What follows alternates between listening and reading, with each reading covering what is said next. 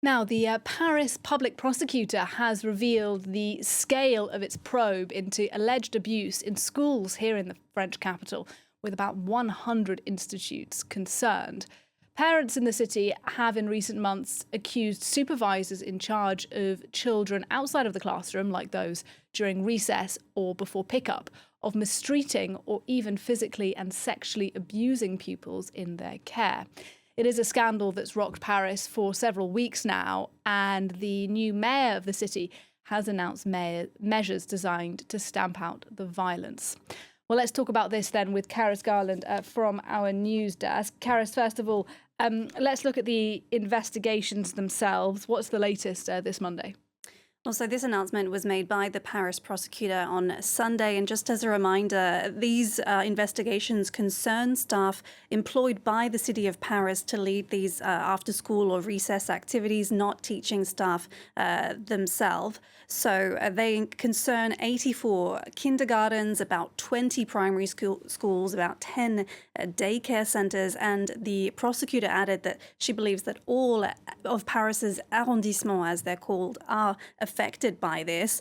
She added that 3 judicial investigations have been opened, so this means that the allegations are considered more serious and they're being handled by an investigating judge who has broader powers, and that 5 people have been summoned to court. Now, earlier this month, we actually saw the opening of a trial for a 47-year-old school monitor who's accused of sexual assault on 3 girls and sexual harassment of 9 others. That was in 2024, while the victims were aged 10.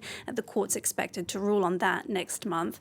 And the Paris mayor, as you mentioned, Emmanuel Gregoire, says that in the first 3 months of this year, 78 aides have been suspended, and that includes 31 for suspected sexual abuse. This Monday, he said that he was pleased to see that these investigations were accelerating. Take a listen.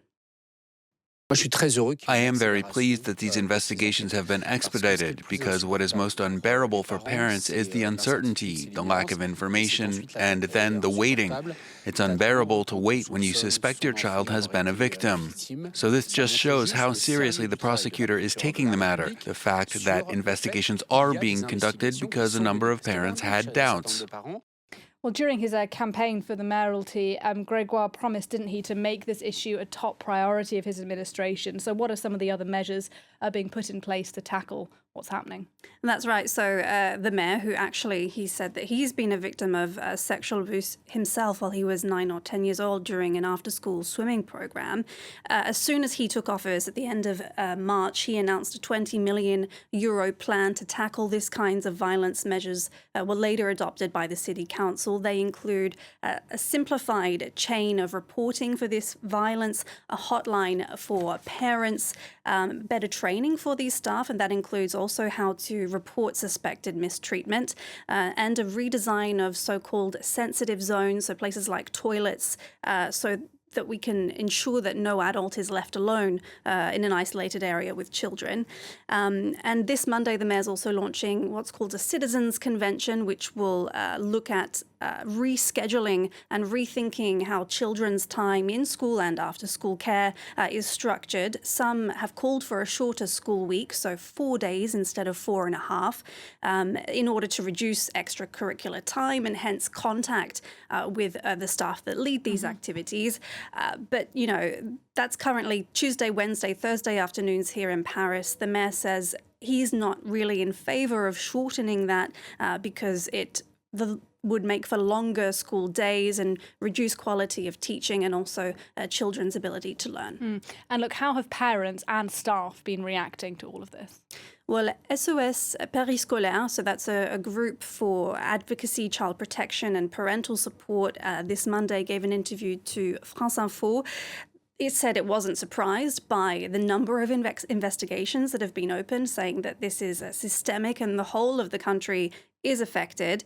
And it added that it's not just sexual violence. It also includes other kinds of mistreatment like pinching, shoving children, pulling them by their hair, and sometimes hanging them by their feet. The group is in favor of this kind of suspension of staff, just based on the slightest suspicion, but did admit that there have been some wrongful suspensions. Now, monitoring staff themselves have demanded better staffing, more recruitment to ensure that, there are more adults to children so that less alone with the children. And unions in the sector have called for a strike to protest these kinds of what they call automatic suspensions going until May 22nd to also combat chronic understaffing.